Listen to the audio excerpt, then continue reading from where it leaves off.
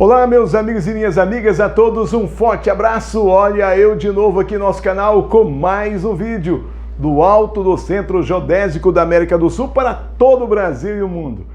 Gente, e o assunto de hoje é sobre a flexibilização do armamento, da arma de fogo. Mas antes, eu peço para você a sua gentileza, bem aqui embaixo de vermelho tem uma palavra inscrever-se. Clique ali, vai aparecer um sino. Clique no sino também. Não esqueça daquele like legal e também compartilhar o vídeo. Gente, e conforme já disse, o assunto de hoje é sobre a flexibilização da arma de fogo, do armamento. E a TV Câmara realizou um debate realmente muito importante, discutindo essa flexibilização. O presidente Jair Bolsonaro assinou 4 decretos que facilitam a posse e o porte de armas. O cidadão comum agora pode ter 6 armas de fogo e comprar muito mais munição. Também é possível andar nas ruas com 2 armas ao mesmo tempo. E ficou mais fácil comprovar a aptidão psicológica para a posse de armas. Essas são algumas das mudanças que, como sabemos, foram promessas de campanha do presidente Bolsonaro. Mesmo assim, não agradaram a todos. Na Câmara, ao menos 30 projetos querem derrubar o decreto, ou os decretos. O tema já chegou também ao Supremo Tribunal Federal. E aí, gente, é que eu falo sempre no programa que isso precisa ser muito bem discutido também com a Câmara Federal, com o Senado da República e principalmente a população precisa se inteirar disso que vem ocorrendo. No momento em que o país vive aí uma pandemia, no momento que está morrendo aí em torno de 1.000, 1.200, 1.300 pessoas por dia no Brasil, né? É claro, tem uma variação, mas essa é a média. Nós vamos vivendo aí, digamos, o ápice, né, o epicentro dessa pandemia. E é preocupante. Então, se discute também aí, né, a flexibilização da arma de fogo. Qual é a sua opinião? Você é a favor?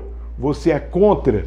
Né? E é por isso que eu fiz questão de trazer essa matéria, esse debate que já aconteceu na TV Câmara. A apresentadora do programa Expressão Nacional, Maristela Santana, intermediou o debate. E um debate importante para você saber o que pode estar por trás da flexibilização da arma de fogo. Tem algo por trás? Não tem? Quem vai avaliar com muito carinho toda a situação é você. Você vai assistir aqui o debate, o que pensam os estudiosos dessa área, o que pensam aí os deputados pró e os contra, né, aí a liberação. É importante aí que você assista e você pode tirar suas próprias conclusões. Participaram do debate os deputados Newton Tato, do PT de São Paulo, o Capitão Augusto, do PL de São Paulo, Bené Barbosa Filho, do Movimento Via Brasil, Felipe Angeli, do Movimento Sou da Paz. Participaram do debate realizado pela TV Câmara, pelo programa Expressão Nacional, apresentado pela jornalista Maristela Santana. Confira comigo na tela. A primeira arte mostra o crescimento do número de registros de armas no Sistema Nacional de Armas, o SINARME, que é de responsabilidade da Polícia Federal. Esses dados que eu estou apresentando aqui são do Anuário Brasileiro de Segurança Pública, elaborado pelo Fórum Brasileiro de Segurança Pública. O que a gente percebe? Que entre 2017 e 2019, o crescimento do número de armas registradas foi de quase 66%, saltando de quase 638 mil armas para mais de 1.056.000. E tudo indica que esses números cresceram ainda mais em 2020. A segunda arte, a gente traz algumas informações sobre mortes violentas intencionais. Então, nessa pizza aí, essa parte verde maior, mais uma vez, vale registrar, são informações do Anuário Brasileiro de Segurança Pública, a partir de dados fornecidos agora pelas Secretarias Estaduais de Segurança. Então, vamos lá. Em 2019, essa parte verde maior mostra que 72,5% das mortes violentas ocorreram com o uso de armas de fogo. 19,3% dos homicidas usaram as chamadas armas brancas, que são objetos que não foram produzidos para serem usados como armas, mas para outros fins, como uma faca, uma tesoura ou um martelo. E 8,2% dos homicídios se deram de outras formas. Deputado Capitão Augusto, eu começo com o senhor o nosso debate. Quando esses decretos do dia 12 de fevereiro foram assinados, a Secretaria-Geral da Presidência da República afirmou que as medidas destinavam-se a desburocratizar procedimentos, reduzir a discricionariedade de autoridades públicas na concessão de registros e adequar os limites de compra ao quantitativo necessário ao exercício dos direitos individuais e ao cumprimento da missão institucional das categorias autorizadas ao porte e à posse. Sem entrar no mérito dos decretos, o vice-presidente da Câmara, primeiro vice-presidente, deputado Marcelo Ramos, ele disse que o presidente teria exorbitado do seu poder de normatizar, que deveria ter encaminhado à Câmara um projeto de lei. Eu queria ouvi-lo sobre as razões apresentadas pelo presidente, que eu listei na fala da Secretaria de Governo, e sobre a avaliação do deputado Marcelo Ramos, se isso deveria ser via projeto de lei ou se pode ser por meio de decretos do Poder Executivo. Bom, Maricela, obrigado pela oportunidade de a gente vir aqui fazer alguns esclarecimentos, né, que erroneamente a mídia está distorcendo e não falando o que é de fato realmente o que se trata desses decretos. Saudar também aqui os demais participantes, mas aproveitando nessa questão do meu grande amigo Marcelo Ramos, que é do Partido Liberal, assim como eu discordo completamente, porque está na esfera da competência do presidente da República normatizar várias questões, dentre elas essa questão referente aos armamentos. Então, não há o que se falar que deveria ter projeto de lei para aprovar essa normatização. Assim como nós temos o CONTRAN, que o CONTRAN estabelece também portarias e diretrizes, regulamenta a questão do trânsito. Dentro da lei do próprio desarmamento, existem várias ações que são de competências exclusivas do presidente da República de estar normatizando. E o que ele fez foi normatizar, por exemplo, a questão da exclusão de produtos controlados pelo Exército, PCE.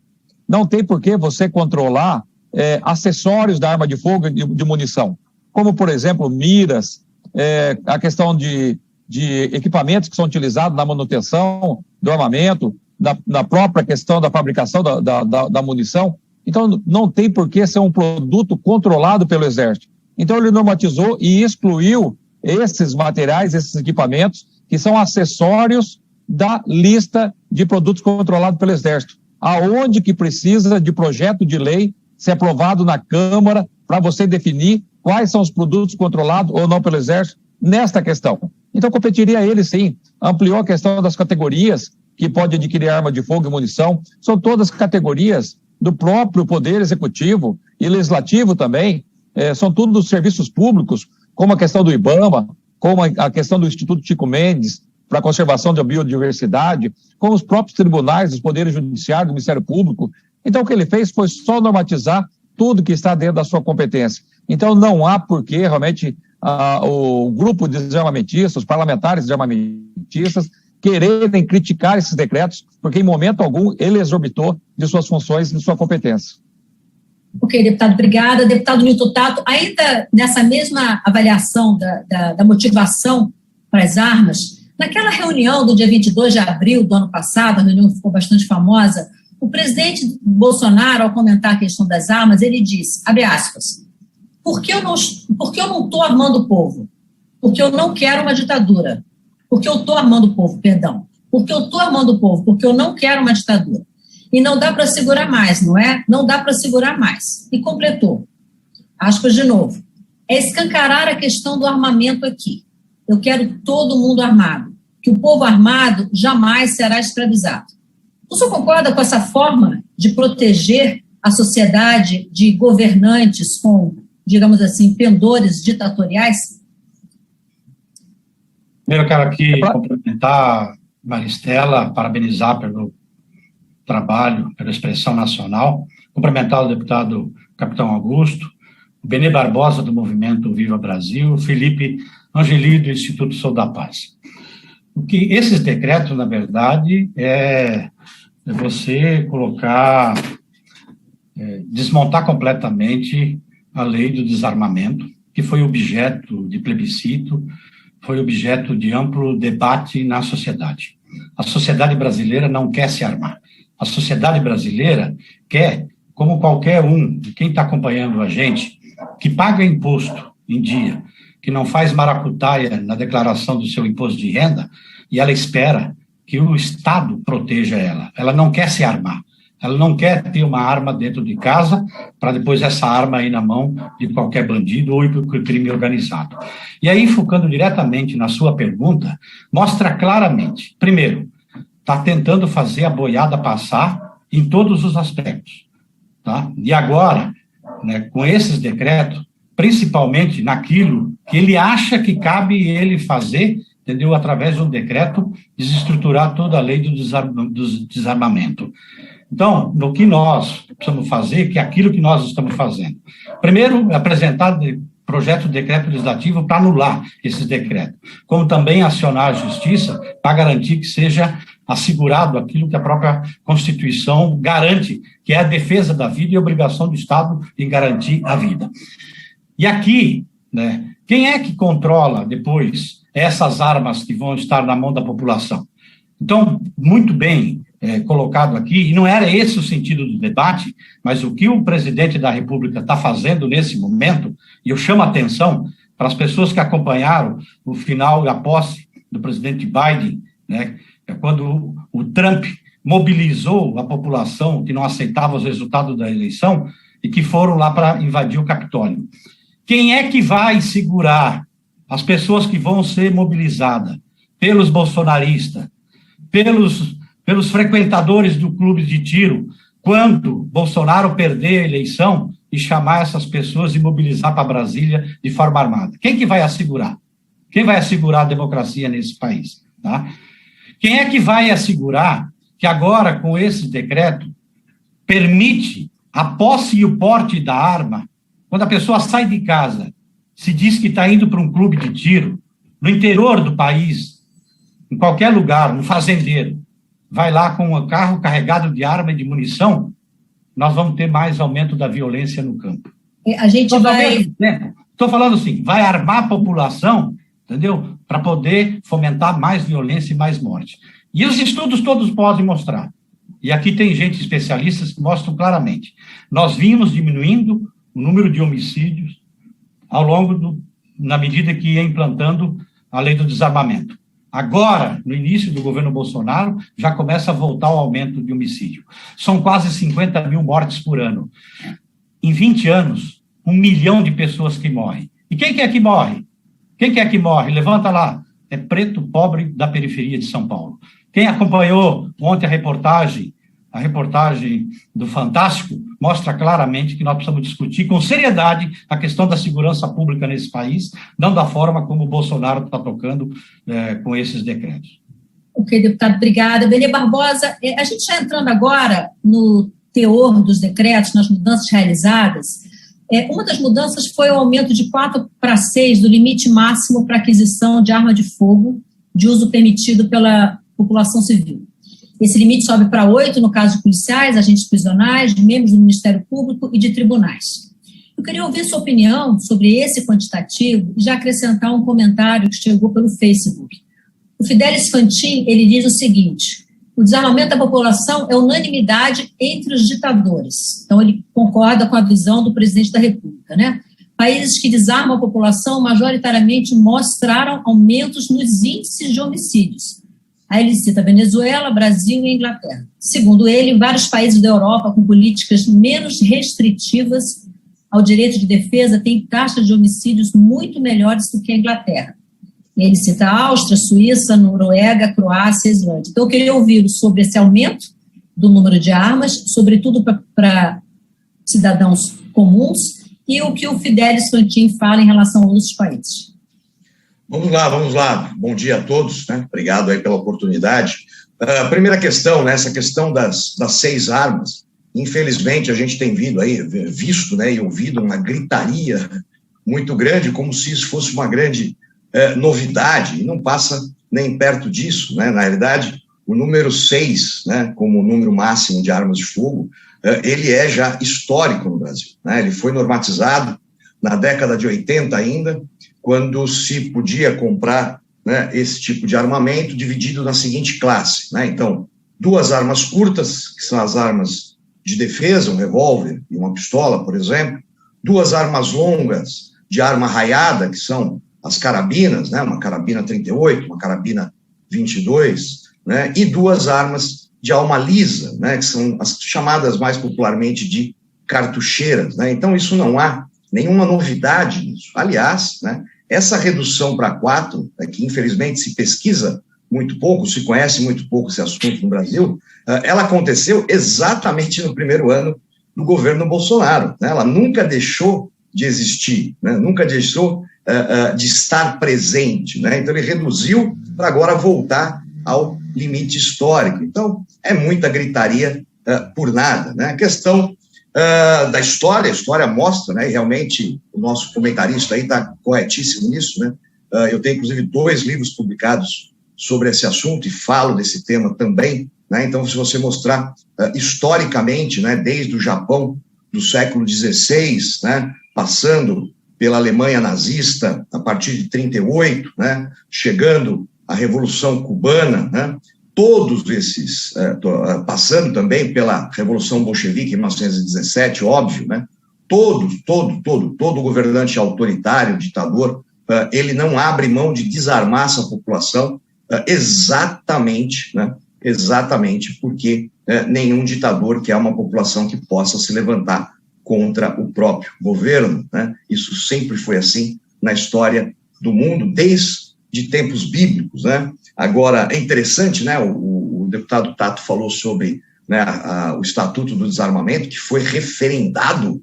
Eu acho que o deputado aí se equivocou bastante, né? Porque, na verdade, nós tivemos um referendo em 2005, que mostrou exatamente o contrário do que ele afirmou, né? Em 2005, inequivocamente, a população votou a favor da possibilidade, da opção de comprar uma arma se quisesse, né? A ideia de, a população brasileira não quer armas. Ótimo! Então, se a população brasileira não quer armas, mesmo havendo a possibilidade de comprar essas armas, a população não vai comprá-las.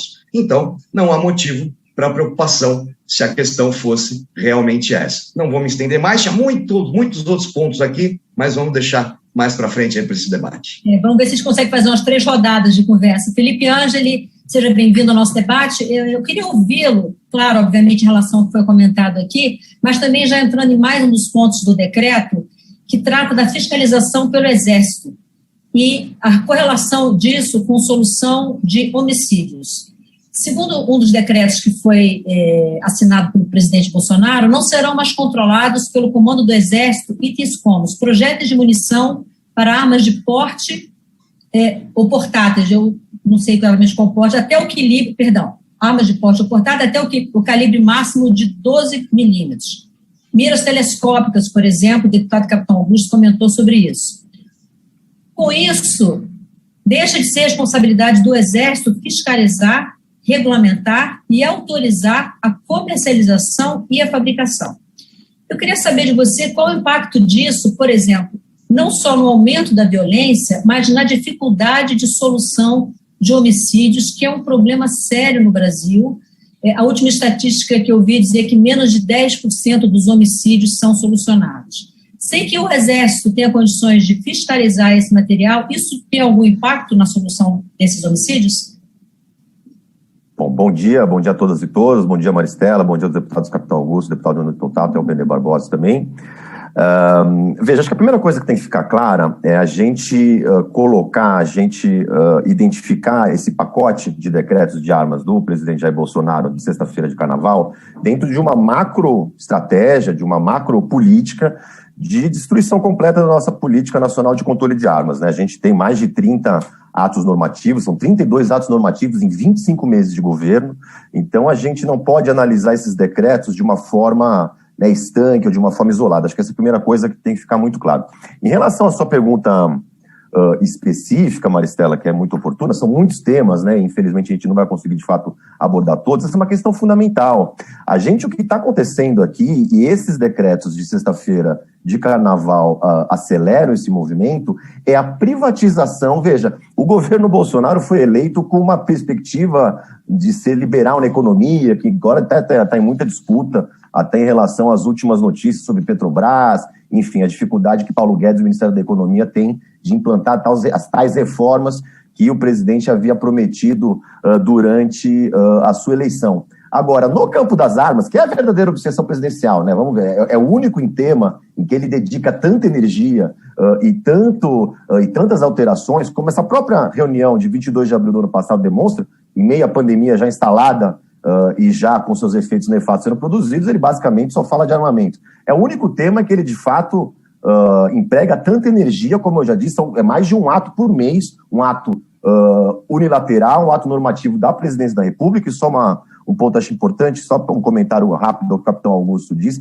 o presidente ele não tem a competência de normatizar, o presidente tem a competência de regulamentar, e ele tem que regulamentar de acordo com o que prevê a lei, votado pelos senhores deputados, não ao contrário legis, ao contrário do que diz a lei. Só esse pequeno esclarecimento. Em relação à questão da sua pergunta, Maristela, o que eu estava dizendo é o seguinte, ele o único ponto talvez que ele esteja privatizando, e ele está privatizando isso aos clubes de tiro, ele está privatizando isso aos CACs, aos tais caçadores, atiradores, colecionadores, que é um grupo muito pequeno da população brasileira, e independente da necessidade que esse grupo obviamente tem, como qualquer um, de ter seus direitos respeitados, a gente tem que considerar o interesse público que se sobrepõe a qualquer grupo minoritário na população. O que o presidente está dizendo, abrindo mão da competência do Exército, e veja, competência é essa que está determinada na lei, porque a lei determina que o presidente regulamente, claro, como comandante do Exército, mas regulamente a sua supervisão e fiscalização do sistema, e não simplesmente abrir mão. O que isso está autorizando é basicamente, no mercado de projéteis de arma de fogo, inclusive do chumbo, o chumbo que fere o indivíduo a partir do disparo, não tem a menor fiscalização. Isso basicamente pode ser vendido em feira a partir do texto publicado na sexta-feira, pouco antes da meia-noite, também com senso de urgência que muito me espanta. Ou seja, então vamos criar um mercado de peixe, de munições, que você recarrega isso na sua casa, você recarrega isso, compra pólvora, compra os projéteis, compra o chumbo e vende isso no mercado de peixe, como já existe, mas agora o Exército ele vai ser conivente e vai trazer isso a legalidade, porque o presidente desobriga ele, o Exército Brasileiro, de fazer essa fiscalização. Um outro ponto muito importante, que é contra a legem também, não é uma regulamentação da Presidência da República, mas é contrário à Lei 10.826, é contrário ao Estatuto do Desarmamento, que é essa liberalização quase restrita do porte de arma de fogo por CAC. Veja, no Brasil a gente tem dois sistemas de entrada, basicamente, de registro de arma de fogo. Polícia Federal e Exército Brasileiro. Cidadãos comuns, Polícia Civil, vigilante privado, Polícia Federal. Polícia Militar, os tais CACs, caçadores, atiradores, colecionadores, Exército Brasileiro. Você tem dois sistemas, Sigma e Sinarme. Você apresentou os números aí no começo. São dois sistemas, cada um registra dados de um público diferente. Esses dois sistemas, apesar de que a lei determina isso desde 2003, não são integrados, não conversam. Isso é um problema histórico. O Exército Brasileiro, inclusive, responde ao Tribunal de Contas há anos o porquê do problema de integração entre esses dois sistemas.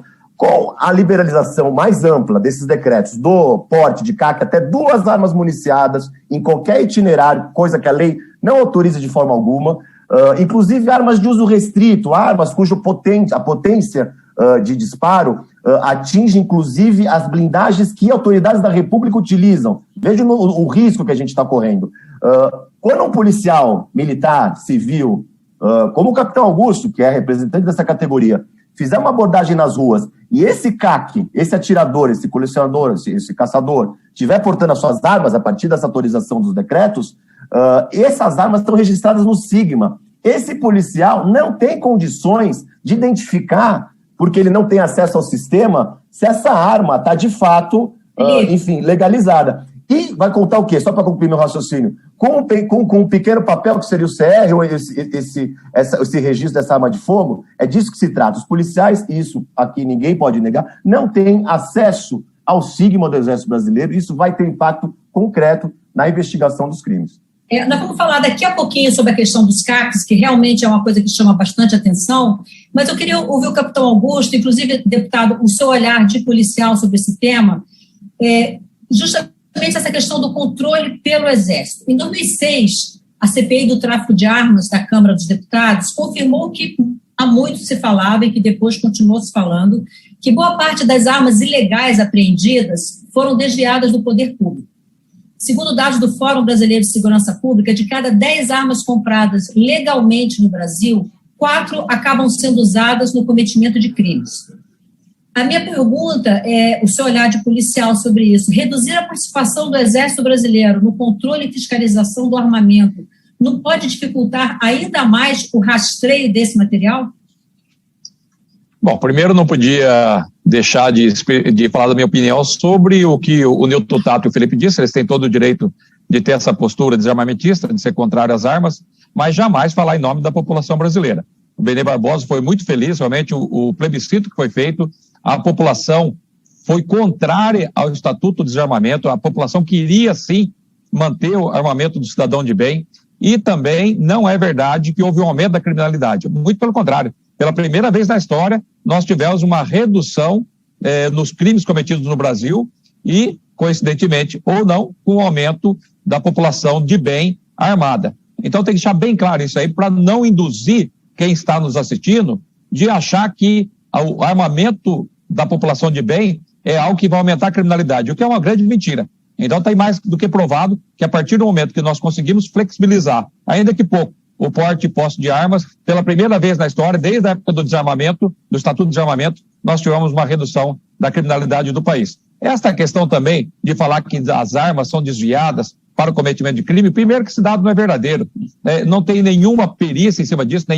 nenhum dado oficial em cima desses 40% das armas que seriam desviadas do cidadão de bem para o cometimento de crime. O que a gente sabe na prática e o que ocorre é que a grande maioria das armas que são apreendidas com facções criminosas, com o pessoal do tráfico entorpecente, são armas oriundas do tráfico, do contrabando, vindo em especial pelo Paraguai, que temos a fronteira seca, que facilita muito, obviamente, essa vinda de armas. São armas de grosso calibre, armas de uso proibido. Então, é essas armas realmente que nos assusta, que está sendo utilizada no cometimento de crimes no Brasil, que estão armando as facções criminosas no Brasil. E não essas armas do cidadão de bem que tem o seu direito ao seu posse e ao seu porte de armas. Esses dados que estão apresentados aí, falando de 40%, é mentira, não tem nenhum número verídico em cima disso aí, não tem nenhum dado estatístico que tenha sido levado um mínimo de critério para estar falando desses números. Então, o que a gente vê realmente são uma política do grupo de desarmamentistas em cima de dados inverídicos para tentar frear essa questão que nós trabalhamos tanto pela flexibilização do posse e porte de armas. E eu, como policial militar, tenho a convicção absoluta, se nós realmente flexibilizarmos para o cidadão de bem, vamos lembrar que nós não mexemos nos critérios para a pessoa comprar, adquirir sua arma e o porte de armas. Nós não mexemos. Continua extremamente rigoroso no país você ter o direito ao seu porte de armas. É muito rigoroso. E nós não mexemos nesses critérios. O que nós estamos fazendo é flexibilizando outras normas para que essas pessoas possam ter direito ao seu posse e porte de arma. Obrigado. Bom, eu vou aproveitar, antes de passar para o nosso próximo debatedor, e fazer um breve esclarecimento sobre essa questão do referendo e do plebiscito. Em 2003, foi aprovado o Estatuto do Desarmamento, que é a Lei 10.826. E lá há um artigo que diz: é proibida a comercialização de arma de fogo e munição em todo o território nacional, salvo para entidades previstas no artigo 6º dessa lei. Esse artigo 35, ele foi submetido a um referendo como previsto no próprio artigo. O artigo, quando ele foi aprovado, que foi sancionado, ele previa a realização de um referendo que deveria confirmá-lo ou não. Esse referendo foi realizado em 2005, e o resultado, a pergunta era: o comércio de armas de fogo e munição deve ser proibido no Brasil? Quase 64% dos brasileiros disseram não, e 36% disseram sim. Com isso, esse artigo, apesar de permanecer na norma, ele perdeu a sua eficácia em relação à proibição de venda.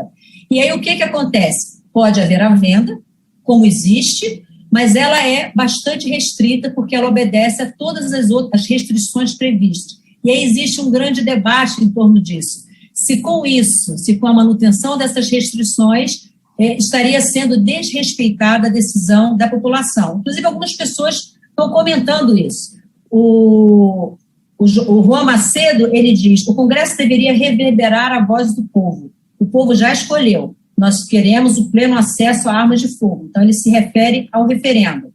Já a Carmelita Filardi, ela diz pelo Facebook: sou literalmente contra. Não precisamos de armas, precisamos de vacinas para enfrentar a Covid. O cidadão pode sair às ruas com 2 armas. Pergunto, para quê? O que vai virar o nosso país? Deputado Nilton Tato, eu queria entrar agora no debate sobre a questão dos CACs, que já foram mencionados aqui. E eu sei que eu sou autor de um projeto que trata especificamente desse assunto, então eu vou pedir para colocar no ar uma arte com registros ativos no Sigma, que foi mencionado aqui pelo Felipe. O que essa arte também, esse gráfico também, ele tem dados de 2019, foi elaborado pelo Fórum Brasileiro de Segurança Pública com dados do Sigma, que é o Sistema de Gerenciamento Militar de Armas de Responsabilidade do Exército. De 2019 para 2020, o número de registro de armas de fogo para atiradores desportivos mais do que dobrou. O de armas de colecionadores quase quadruplicou. E o de armas para caçadores cresceu 65%. Com isso, ao longo de 2020, o número de registros ativos de armas para os chamados CACs passou de 225.276 para 496.172, um aumento de 120%. Deputado Nilton Tato, eu queria ouvi-lo em relação a 2 pontos. Primeiro, a capacidade técnica, que pelos decretos agora, a capacidade técnica para o manuseio de armas por caçadores, atiradores e colecionadores vai poder ser feita mediante um laudo do instrutor de tiro desportivo, chamado um atestado de habitualidade, sem necessidade de comprovação junto ao Exército. E a aptidão psicológica, ela passa a poder ser dada, ser conferida, por um psicólogo devidamente registrado no Conselho de Psicologia, mas sem exigência de que esse psicólogo seja credenciado ou seja reconhecido pela Polícia Federal como hábil para isso. Queria ouvir em relação a esses 2 pontos no seu projeto. Primeiro, mais uma informação. Em dezembro de 2019, nós tínhamos no Brasil 151 clubes de tiro. Dezembro de 2020, pulou para 1.345. Como disse bem o Felipe, né, esses decretos, então qualquer fundição no fundo da casa de qualquer um pode produzir munição e comercializar. Tá? Como foi confessado no próprio discurso do Benê aqui agora, e ele citou exemplos de países puxando lá do nazismo e tal, mostra a intenção política de como organizar os cidadãos de bens, que o capitão Augusto fala. Porque não está se falando aqui em armar toda a população. Está se falando para os cidadãos de bens. A população quer ajuda emergencial e quer vacina. É isso que eles querem. Tanto é que a própria bancada da bala, que o capitão Augusto representa aqui na frente parlamentar, tá, apoia a política contra a vacina do governo Bolsonaro, apoia a política contra a ajuda emergencial dos R$600. Tá? Então, mostra claramente, entendeu, que é um governo de morte. Armamento é morte. Na população, isso mostra em todos os lugares. E esses clubes de tiro, quem é que controla esses clubes de tiro? Quem é que controla eles? Porque aqui os próprios decretos estão tirando a regulamentação e o papel do Estado em controlar produção, comércio, comercialização de armas. Quem é que garante que as armas não vão aparecer nos amigos da família Bolsonaro, como aconteceu naquele condomínio lá na Barra da Tijuca?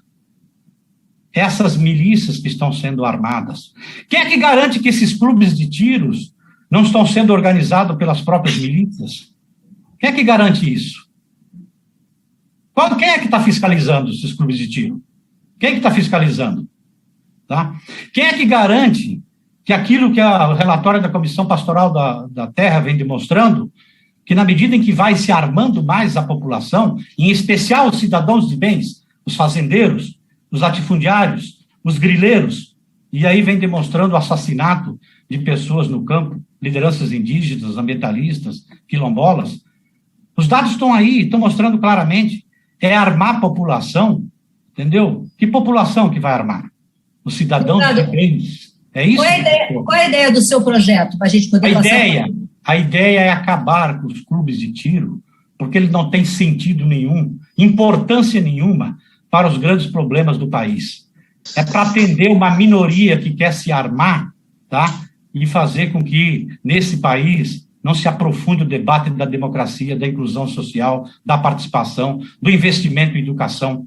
Eu gostaria muito bem que os clubes de tiro se transformassem em bibliotecas. Meu Deus do céu, meu Deus do céu. Tornassem bibliotecas. Ia ser diferente. Meu Deus do céu, meu Deus. Não dá. Quem quer fomentar os clubes de tiro, o senhor é um mentiroso. Quer acabar com a biodiversidade, o senhor é um mentiroso, animais, o senhor é um ditador, o senhor é um autoritário. Quer fomentar a violência. Falar que quer acabar com o clube de tiro, isso é um absurdo. Isso é um absurdo.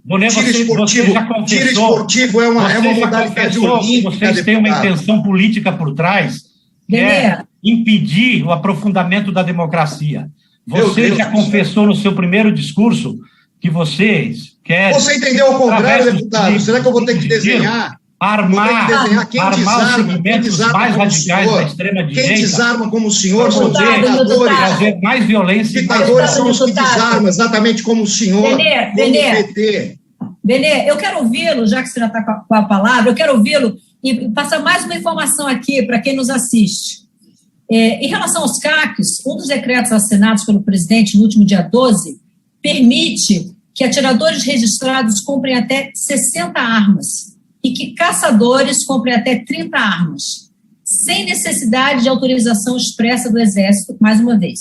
Aumentou também o quantitativo de munições e de insumos para recargas que podem ser comprados. Qual é a sua avaliação sobre essa mudança? Em relação ao referendo, chegou aqui uma observação da Carolina Ricardo, ela diz o seguinte: o referendo foi respeitado. As armas sempre puderam ser vendidas depois do referendo. Não é fácil, por óbvio. Afinal, trata-se de arma de fogo e não de vassouras, mas sempre continuaram sendo vendidas. Por favor. Bom, vamos lá, né? Primeiro, assim, né?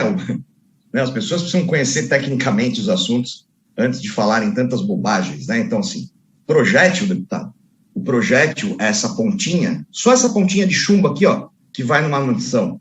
Você tem ainda a cápsula, você tem o propelente, comumente chamado de pólvora, você ainda tem aqui atrás a espoleta. Tudo isso daqui, deputado, continua controlado, restritamente controlado pelo Exército Brasileiro.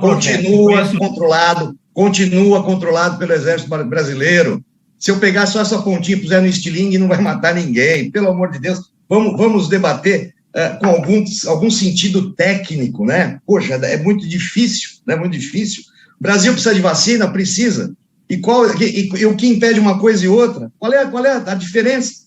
Né? Uma coisa exclui outra. Então, se o cidadão compra a arma de fogo com o seu dinheiro, a arma de fogo que eu compro é com o meu dinheiro, não é com o dinheiro do governo, não é o Bolsonaro que está dando dinheiro para comprar armas. Ele pega esse dinheiro e compra vacina, não tem nada a ver com isso, uma coisa não exclui outra.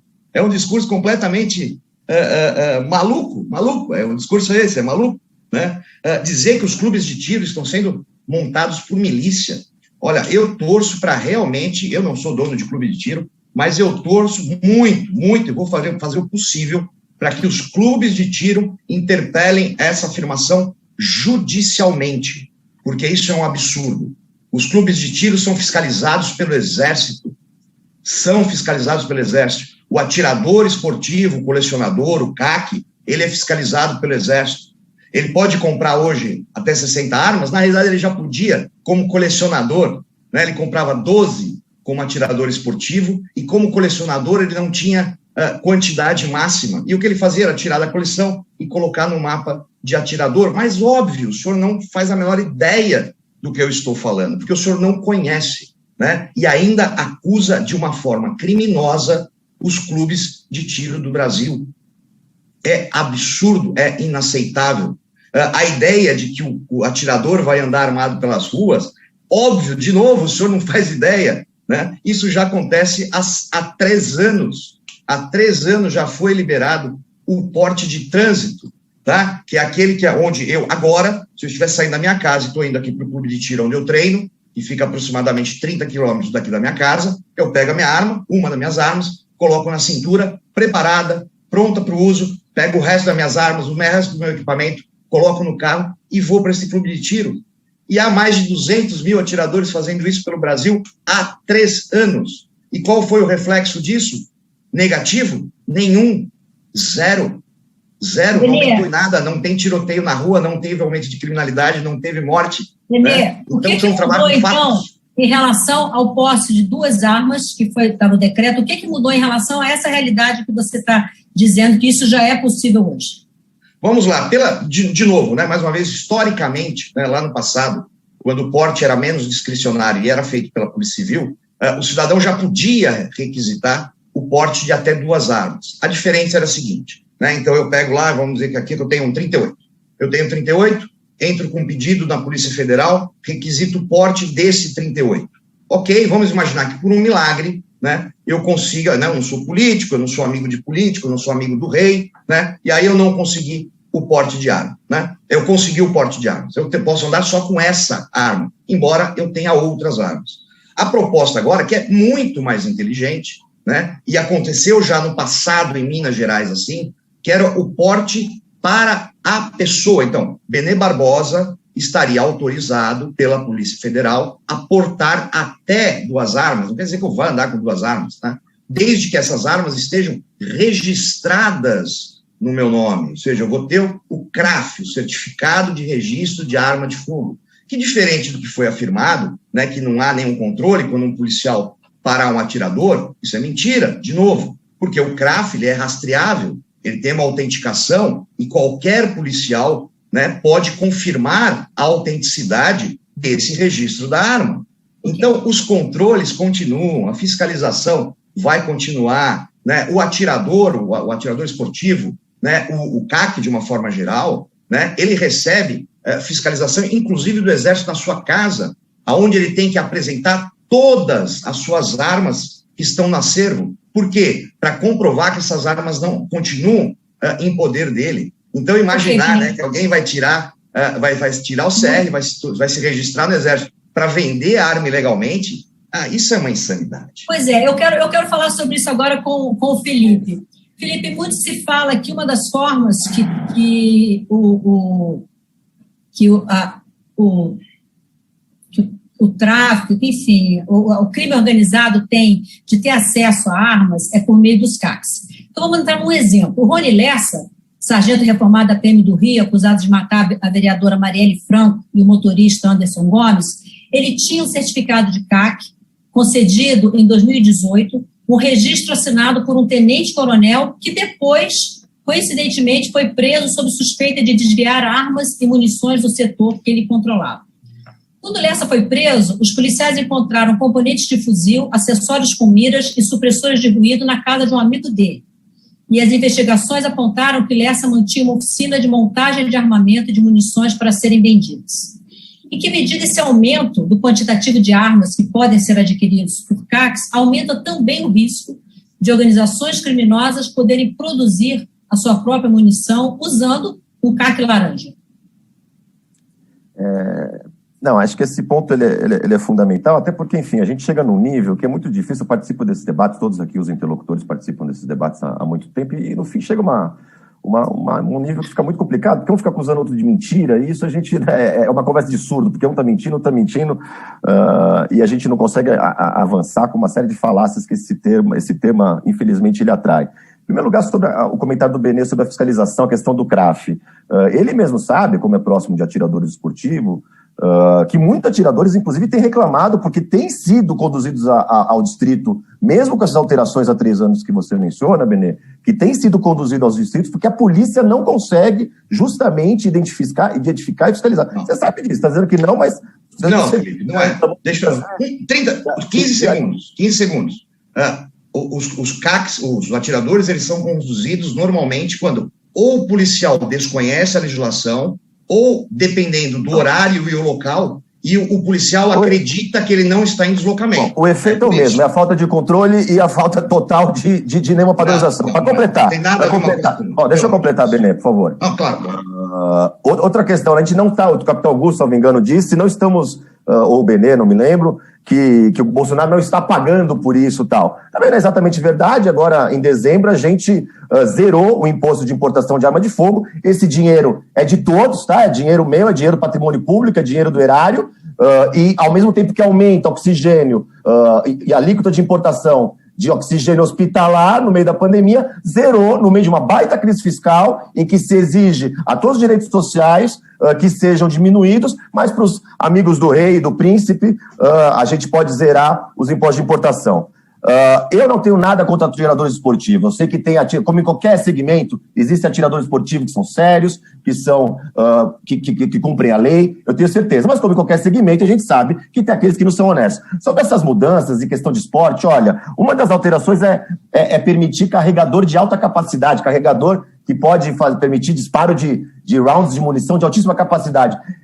Eu não conheço, pode ser ignorância minha, que, por exemplo, nos Jogos Olímpicos de Tóquio agora, vai ter a modalidade esportiva que o cara fica dando 80 tiros, 100 tiros de metralhador em alvo de papel. Não me parece que seja um esporte isso, com esses carregadores de alta capacidade. Mas agora, para sair dessa coisa de, enfim, o deputado, ele é mentira, enfim, não reconhece 2 CPIs que foram realizadas pela própria Câmara dos Deputados em que ele serve, eu vou dar umas notícias aqui, que eu separei justamente porque se tudo que se fala é mentira, quem sabe alguns casos reais podem trazer alguma iluminação ao tema. Investigação, notícia de O Globo, investigação revela esquema de desvio de armas dentro do Exército. A apuração dos próprios militares revelou que centenas de armas de colecionadores, vários já falecidos, seriam destruídos e incorporados às Forças Armadas, mas foram desviadas para clubes de tiro, empresas de segurança, 3 de agosto de 2020. É só notícia recente, tá? Homem admite ter matado amigo em caçada, mas diz que o confundiu com javali. Puxa, deu mal para amigo. 3 de agosto de 2020, quase a mesma data. Acusado de guardar armas do PCC, tinha permissão de colecionador do Exército. 16 de setembro de 2020. Esse aqui é da UOL. Vamos lá, R7. Guarda Municipal de Americana é preso suspeito de fornecer armas para assaltantes de banco. É do Jornal da Record, em final de setembro de 2020. Tem muitas, e é tudo agora último semestre, tá? Quinteto encapuzado, invade casa e rouba arsenal de mais 100 armas de policial, colecionador morto em Manaus. G1, 4 de outubro de 2020. Vamos lá, quem mais? Tem um monte aqui. Eu não vou conseguir falar todos, óbvio. Rede de servidores, despachantes e empresários ligados ao clube de tiro é investigado por esquema de desvio de armas. 10 de dezembro, Jornal da Record de 2020. Tudo agora nos últimos 6 meses. Vamos mais aqui. O último, tá? Para eu dar tempo para os outros palestrantes também falarem. Eu só estou pegando aqui 6 meses, tá? Porque se eu pegar 3 anos, como você referiu o Benê, a gente precisa ficar aqui 24 horas discutindo. Militares do Exército, isso aqui é de janeiro desse ano. Deixa eu terminar, Benê, que vai ser bem engraçado. 26 de janeiro de 2021, esse ano já. Militares do Exército são presos suspeitos de fraudar certificados de armas para caçadores. Minha última aqui, que aí eu quero fazer uma pergunta. Fraudes em certificados de armas por militares do Exército facilitavam caçadas ilícitas, afirma o Ministério Público, 27 de janeiro. Parece que o Benê acha isso engraçado. Eu acho isso uma tragédia. Essas armas, Benê, que você acha engraçado... Eu tô achando engraçado você, Angelina. Elas estão... Bom, que pena que você acha engraçado o que eu tô debatendo aqui. Eu tô falando de pessoas que são mortas. Você, não são mortas. Também, né, Maristela? Tá me chamando de palhaço? Eu respeito os 2 minutos, 3 minutos, o pessoal não respeita. Um dia eu tô falando que o Felipe não respeita. Quer falar 5 minutos? Deixa eu aproveitar e fazer um esclarecimento aqui. O Felipe falou sobre a questão da redução do imposto de importação. essa decisão foi do Comitê Executivo de Gestão da Câmara do Comércio Exterior, que zerou a alíquota de importação de revólver e pistola.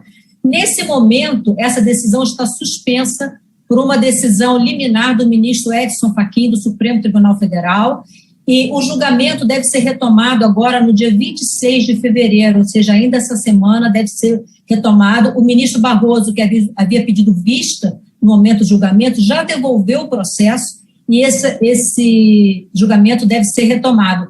Capitão Augusto, eu sei que essa questão dos CACs ela é bastante polêmica, obviamente, se o senhor quiser fazer algum comentário sobre isso, fica à vontade, mas eu queria ouvi-lo também sobre um outro ponto, que é a prática de tiro desportivo por adolescentes.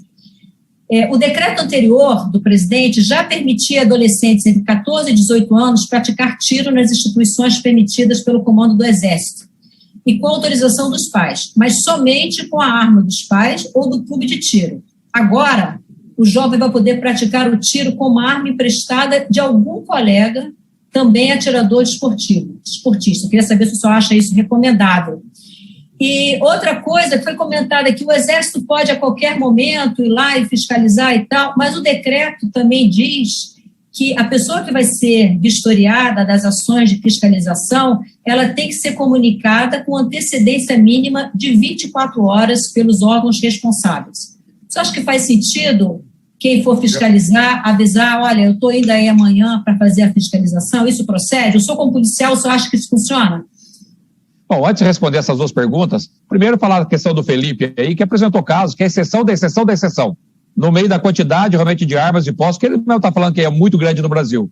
E também, já que o Newton Tato citou a bancada da bala, politizou trazendo para o governo Bolsonaro, do nosso aliado também, então vamos lembrar, Newton Tato, que vocês do PT, o Lula, que vocês endeusam, quando assumiu a presidência do Brasil, nós tínhamos 30 mil mortes violentas ao ano. E vocês entregaram com 65 mil mortes violentas ao ano. Vamos lembrar que vocês barraram todos os projetos que endureciam a legislação penal contra marginais, contra criminosos e até mesmo contra facções criminosas. Vamos lembrar que do pacote do ministro Sérgio Moro, do qual eu relatei, vocês introduziram o juiz de garantias, que vai dar uma impunidade gigantesca, inclusive para esses criminosos. E também vocês derrubaram a prisão de segunda instância, que é um instrumento que nós tínhamos para barrar a violência no Brasil. E horas bolas, você vem falar agora da questão que nós estamos alimentando a violência no país. Presta atenção, você falar da questão da economia, que era para ser utilizada a vacina. Vamos lembrar o que seu Deus falava, o Lula, que falava que a Copa do Mundo e as Olimpíadas não se faziam com hospitais e gastaram bilhões e bilhões em monumentos como esse que está na minha frente aqui, do estádio Mané Garrincha, em que foram desviados bilhões que poderiam ser utilizados na saúde. Então não vamos politizar esse tema. Nós viemos aqui para estar falando da questão dos decretos, mas se você quiser também, eu e o Benê aí podemos bater, você e o Felipe, tanto na questão da argumentação, quanto o decreto de posse de armas e da flexibilização, quanto também na questão política, se precisar, não me furta ao debate também. Mas nessas duas questões aí, não teria por que realmente você restringir tanto. Se você está possibilitando a pessoa, o jovem, a atirar, qual o problema de alguém ali emprestar a arma para ele fazer o treinamento, para ele executar o tiro? Pode ser um parente, pode ser um pai, pode ser um tio, pode ser um primo. Qual o problema disso aí? Não consigo ver nenhum problema nessa questão.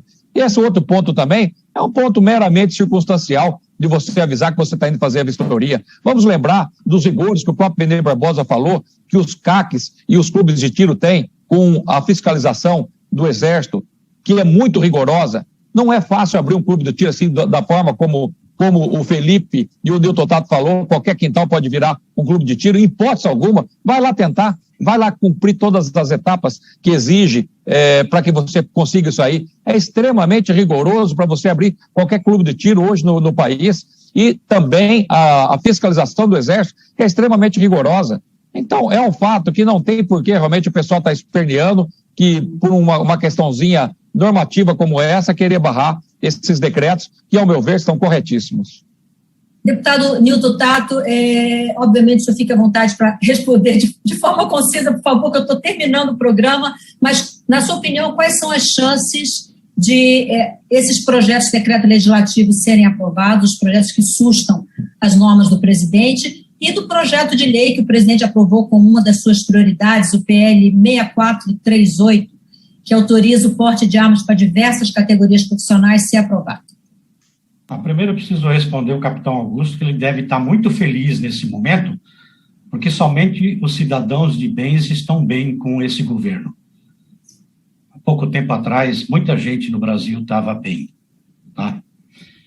Só para uma comparação. Talvez com a quadrilha que vocês está sendo revelado agora, que foi montado lá em Curitiba, que vocês se juntam e estão desesperados. E aí a intenção política de armar determinados segmentos da sociedade para poder afrontar, inclusive, a democracia. Eu volto a dizer, veja o exemplo do que aconteceu na invasão do Capitólio.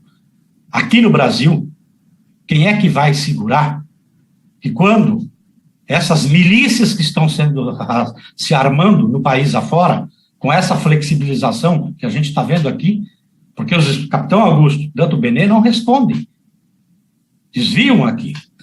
E eu pediria, aqueles que conhecem tecnicamente sobre arma, devia tirar um tempinho, 10% do tempo que usa para poder conhecimento de arma, para ler as estatísticas do IPEA, os estudos que são publicados, o aumento do feminicídio em casa, por causa de arma em casa. É triste a gente dizer que é bem provável, pela base que Bolsonaro montou agora, com a liberação de emendas, a eleição do próprio presidente da Câmara e do Senado, com a distribuição dos cargos com o Centrão, e é importante dizer que a Frente Parlamentar da Segurança, Bancada da Bala, faz parte, inclusive, entendeu, dessa base, né? Está aí o pagamento, inclusive, para poder aprovar os projetos do Bolsonaro, é a flexibilização para montagem de clubes de tiro, para porte de arma, entendeu? Tudo isso que a gente está discutindo. Então, esses projetos, num acordo lá dentro da Câmara, porque interessa também para o governo apoiar as reformas que não interessam ao povo brasileiro, só traz miséria, então se juntaram numa base maior que tem 300 votos. Então é bem provável que aquilo que eu disse no início do programa, a boiada vinha passando no executivo, com todas essas mudanças que era possível fazer no executivo, em todas as áreas. Agora, a boiada vai passar no legislativo, com supressão de direitos constitucionais, para poder atender uma minoria, entendeu? Que não é a grande expressão da vontade do povo brasileiro. Obrigada, deputado. Eu queria ouvir o Felipe e em seguida o Benê sobre um ponto, eu vou pedir que sejam bem objetivos, é o seguinte, eu queria saber se existe alguma correlação entre, a partir do momento que ficou um pouco mais fácil a posse e o porte de armas, eu vou buscar essa posse, essa porte de forma legal, da forma correta, ou existe uma sinalização de que ter mais armas e poder andar com elas na rua agora é mais fácil, então se eu tiver uma arma ilegal, talvez isso não seja visto de forma tão absurda. Felipe, por favor, começando com você, rapidamente. Acredito que seja a minha última intervenção, então eu vou tentar englobar tudo aqui para já me despedir. Em primeiro lugar, só, acho que comentários anteriores, né, acho que a fala do capitão Augusto sobre a pergunta sua, né, Maristela, anterior, sobre a questão dos adolescentes e tal, e que eu estou falando aqui, quando eu li essas notícias, foram casos isolados e tal. Casos isolados aí, em 6 meses, eu li, em 5 minutos, acho que umas 10 notícias. Mas eu vou dar mais um caso isolado. Sabe, capitão, esses casos isolados, pessoas morrem nesses casos isolados, tá? Tem pessoas que não estão mais vivas após esse caso isolado. O caso isolado que se refere a essa questão, que o senhor mesmo disse, que qual que é o problema de um pai, de um irmão, de um tio emprestado para fazer a prática? A menina que matou a amiga em Mato Grosso, isso em julho de 2020, 14 anos, Isabela Guimarães Ramos, que é o nome da vítima. Esse caso isolado tirou a Isabelle da mãe e do pai dela, capitão. A menina que matou a amiga em Mato Grosso disse que o disparo ocorreu enquanto guardava a arma a pedido do pai. CAC, atirador esportivo. Todos os atiradores esportivos são irresponsáveis? Não são. Mas cada caso isolado desse, capitão, Benê, são pessoas que morrem. E parece que você acha engraçado, aqui a gente tem 250 mil mortos de coronavírus, 50 mil mortos por homicídio, e a gente está discutindo arma de fogo e o pessoal está rindo. Eu, como cidadão brasileiro, eu fico indignado. Para concluir a sua pergunta, é o seguinte, e essas notícias que eu li agora, você mesmo mencionou o Rony Lessa, a fronteira entre a arma legal e ilegal, ela é muito tênue. Quantos desses casos de atirador esportivo, Rony Lessa foi o que você mencionou, ele foi atirador esportivo, de fato, quando houve a ocorrência, ele já tinha o seu CRAF vencido. Isso acontece a todo momento. Um momento ele é atirador, está com a legalidade, outro momento não está na legalidade. Olha só, um exemplo também que eu vou dar. Outro caso isolado, esse aí não morreu, capitão, mas o menino de 9 anos está com um tiro na cara. Foi aqui em São Paulo, na zona leste de São Paulo, para concluir. Em que eles acharam, na casa do vizinho, vigilante, 2 armas de fogo, foram brincar, o vigilante não estava lá, encontraram, nem parece que é culpa do vigilante, foram brincar, atirou um menino de 9 anos na cara do menino de 9 anos. Uma arma era registrada, ele era vigilante, a outra arma não estava registrada, ou seja, o mesmo cidadão, ele é de bem com uma arma e de mal com outra arma, porque uma arma está registrada e a outra arma não está registrada. É disso que se trata. Por fim, eu deploro as risadinhas nesse momento em que a gente está enfrentando o tamanho de mortes e o tamanho de violência que a gente enfrenta. Por fim, capitão, mais policiais militares de São Paulo morreram pelo coronavírus do que por crimes cometidos por assassinos. A pandemia mata mais policiais do que armas de fogo. E eu não vejo a mesma intensidade do senhor Energia defendendo a vacina para a população. É isso que eu penso. Obrigada, Felipe. Benê, sua última palavra, por favor, para a gente terminar o programa. Vamos lá, vamos encerrar, né? Tem que entender o que significa sarcasmo, né? Sarcasmo não é risadinha, mas vamos lá. Primeiro, né, eu não sabia que manchete de jornal era a fonte primária para pesquisa, né? Segundo, carregadores de grande capacidade são usados em tiro esportivo. Se chama IPEA. Eu estou falando, deputado, quietinho. Né? Se chama IPSC. Tá? Se chama IPSC. Sim. Você interrompeu e eu fui educado. Por favor, deputado. Grosseria. Por favor, vou esperar. A gente que anda armado e que é armamento que é grosso assim. Nossa, mas isso não tem nada a ver com isso. Isso que eu recomendo. Qual é a relação? Eu preciso 30 anos com armas de fogo. Encerrar o programa. 30 anos sem nunca ter feito uso ilegal de uma arma, sem nunca ter feito um ato violento. Para a gente encerrar o programa, eu fiz uma pergunta sobre a correlação. As pessoas tendem a buscar armas mais de forma legal, uma vez que passou a ser um pouco mais fácil, ou não? Ou isso estimula, inclusive, as pessoas a terem armas na ilegalidade? Não estimula. Por quê? Porque a legislação, no que diz respeito, né, às armas ilegais, ela continua exatamente a mesma. Né? Isso não mudou. Se eu estiver portando uma arma ilegal, né, e eu for parado pela polícia, eu vou ser detido, né, eu vou ser processado e provavelmente eu vou ser condenado por porte ilegal de arma de fogo. Né? Não existe essa ideia, como muitos parecem imaginar, que a partir desses novos decretos, qualquer um vai sair armado pelas ruas, né? Isso continua valendo, claro, para os criminosos que nunca seguiram a lei.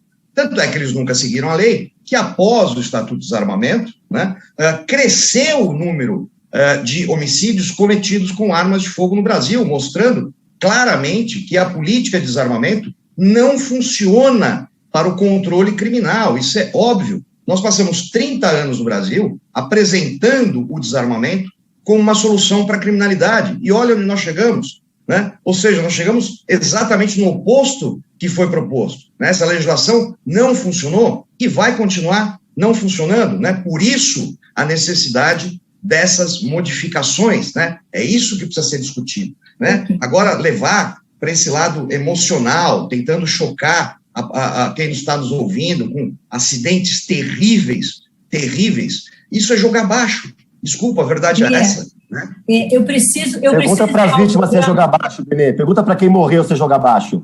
Você continua jogando baixo. Você sempre jogou baixo. Senhores, eu preciso encerrar o programa. Infelizmente, não tem tempo nem de agradecer a cada um individualmente. Eu quero só fazer 2 esclarecimentos. Primeiro, nós falamos muito na possibilidade de a Câmara dos Deputados e o Senado Federal derrubarem os 4 decretos. Isso se dá por meio de um instrumento chamado Projeto de Decreto Legislativo. A Constituição prevê que sempre que o presidente da República exorbitar do seu poder regulamentar, o Congresso Nacional pode aprovar um decreto legislativo e revogar essa norma. É isso que o deputado Milton Tato e vários outros parlamentares, algumas dezenas de parlamentares, tentam. Resta saber agora se isso vai ser votado e aprovado na Câmara e em seguida no Senado. Em relação ao Supremo Tribunal Federal, existem 3 ações diretas de inconstitucionalidade interpostas pelo PSB, pela Rede e pelo PT. São a 6675, 76 e 77, elas estão todas a cargo da ministra Rosa Weber. Bom, vocês viram que o debate é bom, é importante, é um tema de interesse da sociedade, existem pontos divergentes e convergentes. É assim o parlamento e é assim também a expressão nacional. Você assistiu aí o debate da TV Câmara, do programa Expressão Nacional, apresentado pela jornalista Maristela Santana.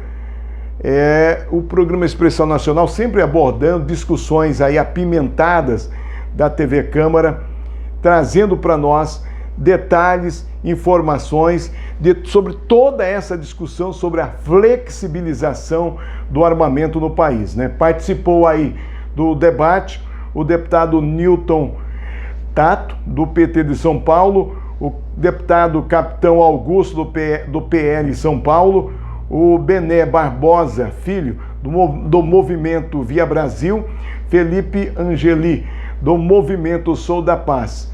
É importante que você acompanhe todas essas discussões, até porque nós precisamos saber, né, acompanhar de perto e nos inteirar daquilo que está acontecendo no período da pandemia. Senão, no período da pandemia, vai passar uma boiada inteira sem que você possa saber, de fato, o que é que está passando pela Câmara, pelo Senado, no meio de uma pandemia que, inclusive, nos deixa muito preocupado, mas muito preocupado mesmo, né? Todos nós estamos preocupados com essa pandemia que já ceifou mais de 200 mil vidas. É muito preocupante. A você que nos acompanha nesse momento, um forte abraço, muito obrigado aí pelo carinho da sua companhia. Eu peço a sua gentileza, bem aqui embaixo, de vermelho, tem uma palavra inscrever-se. Clique ali, vai aparecer um sino. Clique no sino também. Não esqueça daquele like, legal, e compartilhar também o vídeo. E também você pode comentar aí essa discussão que você acabou de assistir. Você é contra ou é a favor aí da flexibilização da arma de fogo? A todos um forte abraço e até o próximo vídeo.